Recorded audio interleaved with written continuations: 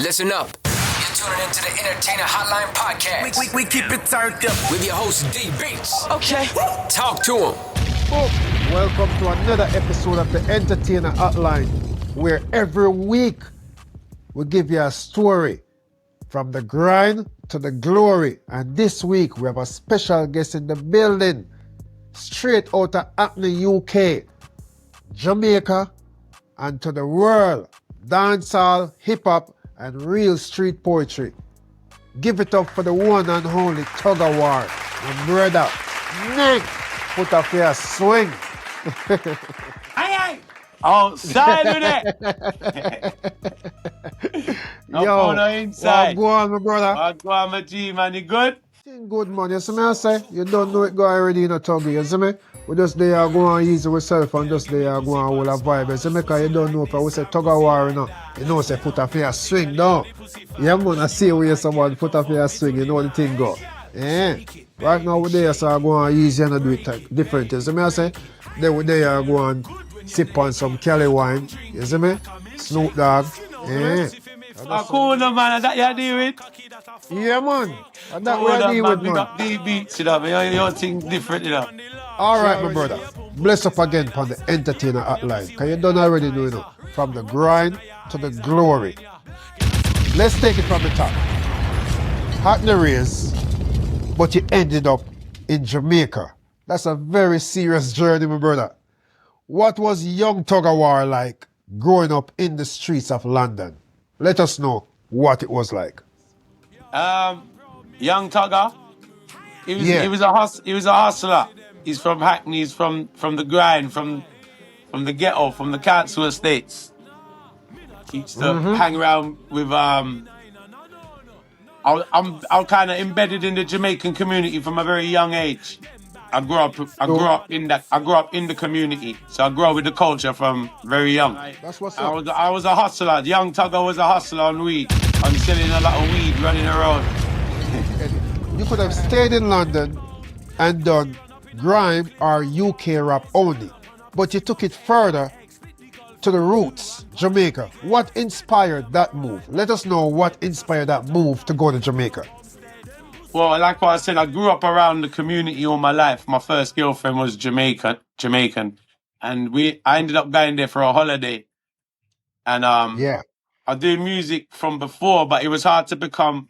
I aspired to be a dancehall artist all my life from young, but it's kind of impossible to be a dancehall artist in England, you know. So I didn't go there initially to do music. I actually went there for a holiday, and I ended up trying to smuggle weed because, like what I said, weed used to be my business. And I got locked up in Spanish Town prison. They sentenced me for 1 year in Spanish Town prison, and when I got released, I was locked up with Sean Paul's father, Jack Cure, and a few other artists, and I did music in the prison, and I arranged to stay in Jamaica to work on my music, and that was the start of my career, basically. Who were some of the first big names you linked with out there in Jamaica, and how did that shape your sound, the young Tuggawar sound? Who you link with when you was in Jamaica? Mr. Lex, we got Mr. Lex, my brother. Mr. Lex, always my family that for life. He showed me a lot of love from one of the first artists I actually engaged with and started rolling with, and he took me under his wing. At the time, Mr. Lex was hot like Vybz Kartel. He had a lot of hit songs. This was back in 2002. He was doing he was booked 7 days a week, and he used to take me on every show and call me up and show me love and take me to the studio. All the studios he was recording at, he'd take me and make the producers record me. So I can never forget Mr. Lex, because he gave me a big opportunity in the early days of my career.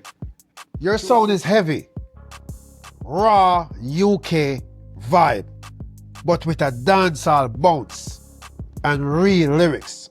How do you balance the UK rap vibe, grime, and authentic dancehall sound into your music? How do you balance that? That's crazy, and you know what? I really appreciate. You know what's important to me? Because dancehall, I got such a love for dancehall and the culture. It's important that the dancehall culture and community likes my hip-hop stuff as well. Because the hip-hop's, and I've managed to bridge it like like you just said. And it's because I grew up in Hackney, so I'm not Jamaican, as you know. I'm half Greek Cypriot, half Irish, and I grew up in Hackney. I grew up in a Jamaican community, but I grew up in London. I grew up in a very multicultural area. So naturally, I speak like I speak, and I've got a style like so. I try to give them. I just be myself, you know. Like so, people appreciate me for being me. I don't speak full patois like that. I can speak patois well, but I grew up in Hackney and I rap as well. I don't just do dancehall because I grew up under a big influence of hip hop. So I'm a big Biggie Smalls fan, Fat Joe fan, Wu-Tang Clan. You know, I'm a big hip hop fan. So I'm a big dancehall fan at the same time. So it's like I love both genres, and I've managed to express what I love in my music. That's Tuggawar. That's what makes Tuggawar authentic and different from other people. Listen to what I say now, Tuggawar. You hear me? You're going to hear this first on the Entertainer Hotline.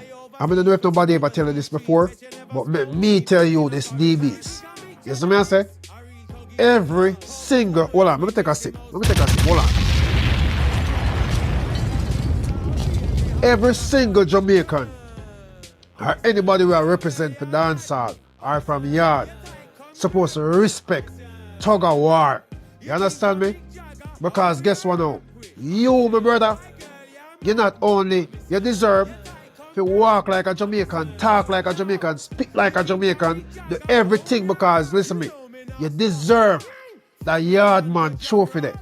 Because guess what? You do your time at Jamaica, you understand me? You go prison, you go jail, you understand me? So you earned that, my brother, and me right here, so I give you flowers as a dancehall artist. Appreciate you, my brother, man. I appreciate you. Yo, you don't know enough. And that's why we say, listen to me. You're a man who always up on the grind. Yeah. So that's so comes you dropping on the category now, because we say, yo, from the grind to the glory. When we say grind, I mean like, yo, the man with upon the grind, and I put in the work, and I move. You see me? When we say glory, we talk about people who win, we get Grammys, and all them type of stuff. There's a Tugger. Yeah. Because them see the glory, you know, but them never know the story. All right. Boom. Entertainer Hotline, you know. Tracks like Tug Loving and Argument got that dancehall lovers rock vibe. But you still flip it with a Street Tales too. What make you decide when to go hard from when to go smooth? I like to give them a variety of music, and it's all about the rhythm. So obviously people know me for a lot of hardcore stuff, gangster stuff, but I also do a lot of girl songs, and I got a lot of conscious songs as well. I do different types of genres, like you said, and I like to switch it up as much as I can. And it all depends on the production of the rhythm. So I like working with different producers. I get different sounds, you know, and I can spread different messages and show Tuggawar is not just about one style, you know what I mean? Like melodies, I like melodies. So if I find a good rhythm, melodies. I like girl songs. I like doing them type of songs. It's like club songs, feel good songs, you know. You operate your own label, Tug Movements, and push everything yourself independently. What's the real behind the scene grind like? It doesn't stop. I'm literally 24 hours, my brother. I think like we talk behind the scenes as well. Like we know each other, and I know you work very hard as well. And I'm in my studio now. I recorded 2 songs yesterday, and I engineer my own stuff as well. So I record, I engineer, mix, and master. We do the video production in-house. I've got my own camera. I've got a great team around me. We got everyone in Tug Movements. I've got great artists around me. We got Foley Dan, we got Tones LDN, we got Toolman, great team. We got Mama War, it's like my manager. So I got like an amazing team around me. I literally dedicate my whole life to it, 24 hours a day. So I breathe, eat, sleep. That's what I do, 100%. Like, we give thanks I can make a living off of it now. You know what I mean? So, and the work don't stop. I hope, say, for Mother's Day, you know, you didn't give Mama Tug. You see, best thing for give a mother for Mother's Day is a pair of hugs. Because we are what? We are real hugs. You understand me? So yes. Real thugs give hugs, man, don't you, man? You know what I mean? So yeah, man. you still staying relevant in TikTok and social media era with streaming and all of that stuff. What's your secret to longevity and staying true to your fans and to the game? I think the secret to longevity, you gotta be yourself. You gotta be yourself. I think number one, it's good to entertain people, but at the same time, be yourself. Be entertaining. Spread good messages as well. Like uplift people. I think it's very important. Don't go on your social media spreading. If you got anything, if you're feeling a negative vibe, maybe don't go on your social media. If you're gonna say some wrong things, it's good to spread a good message and be yourself. I think the main thing for everybody is to be yourself, because if you pretend to be something you're not, then everyone's an individual. There's only one of you, and there's only one of me, and there's only one of everybody in this world. So it's important to be that individual and be yourself as well. You know what I mean? Don't try to be nobody else. No, don't try to be nobody else. Be influenced. Of course, we all be influenced off of other people, and people set examples for what things that we do and stuff like that. But always remember to be yourself and be true to what you do, and stand for a good cause and work hard. Just keep going, no matter if you don't watch the views. Maybe some people got really good content, but they might not have great views on it or great. But don't watch that. Just keep going. The views will pick up. You know what I mean? You've performed at major events, even Wembley with Fat Joe, and that was a major move, major accomplishment. Let us know, how did that come about with Fat Joe, Joey Crack? You see me I say? Terror Squad. Let us know, how did that come about and what was the experience like with Fat Joe? It was amazing, man. I have to say, big up Fat Joe, Joe Crack, my brother, the whole of Terror Squad, big them up, man. And I got so much love for that guy, because he reached out to me and put me on his last album that he just released called The World Changed on Me, and featured me on a track on there, which was like a dream come true to me, because like what I said to you earlier, I grew up listening to Fat Joe, Terror Squad. You understand what I'm saying? So he's an idol of mine at the same time, and became my friend. And we came to England and he come to do a show in Wembley. He didn't have to reach out to me. Some artists will just go and get their money and go about their business. You understand what I'm saying? Man, make sure you reach out to me. I told me pull up at Wembley, and had his personal team meet me outside the venue and carry me to his dressing room and went on stage. And he said he called me up and represented on his set, and he just showed me so much genuine love for her. And it was the first time we met. We talked on FaceTime many times, and we've been vibing for the last maybe year or so, 6 months to a year. But it was the first time we got to meet in real life, and it was amazing, man. Such a genuine guy, man. Yo, chop piece of your verse where you get them on the Fat Joe track there. When me rise up the thing with the clip that bend, full him up a gunshot, then reload again. If you feel say you're brave, just step on the end. See the pussy make the headline news. Yo, me hate rats and feds. I'm from a place, if you snitch, then you're dead. Man, I walk strap just to protect them head. Gunman a run up on your copper and lead. Nothing more said. The streets so cold. But I got check your eyes, cool bad man. You got Fat Joe. The track's got Buju Banton on the intro as well, man. Legendary Buju on the intro. Yeah, true, man. Check it out. The whole album's crazy, man. The World Changed on Me. Check it out, man. True. So you don't already know that one of the on fire, you just put you just turn up the flame upon the Entertainer Hotline. So guess what now? Now? Yeah. We're gonna switch it up now to the quick fire segment. And anybody know about the Entertainer Hotline so far? Them know say, we have the quick fire segment where we just shoot some question and hear what you say. Yeah. Go for Ready? it. Yeah.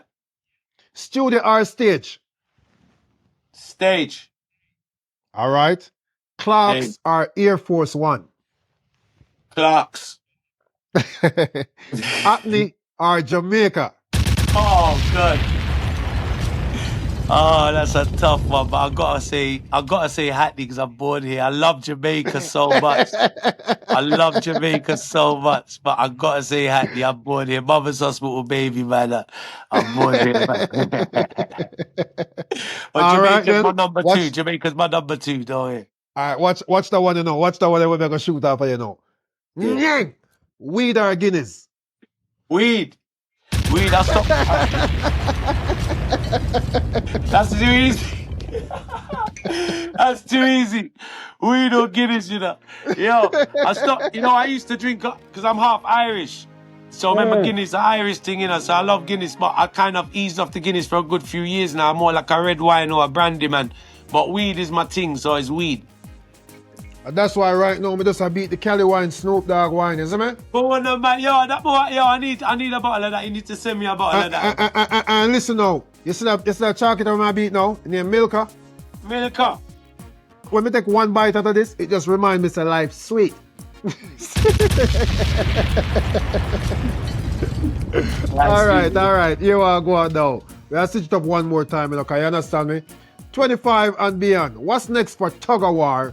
Any new projects, visual or collabo coming up?